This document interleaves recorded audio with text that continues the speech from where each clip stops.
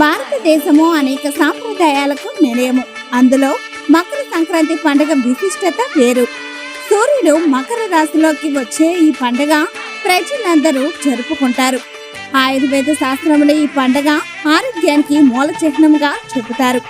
భోగి పండుగ రోజు నూనె నలుగు పిండి పెట్టుకొని స్నానం చేసి కొత్త బట్టలు ధరించి ఆవు పేడతో తయారు చేసిన పిడకలు దండలు ధరించి భోగి మంటలో వేద్దాం. ఆరోగ్యం ఐశ్వర్యానికి చిహ్నం. ఆవు పేడతో తయారు చేసిన పిడకలు అందుబాటులోకి తీసుకొచ్చాము. ఆర్డర్పై సరఫరా చేస్తాము.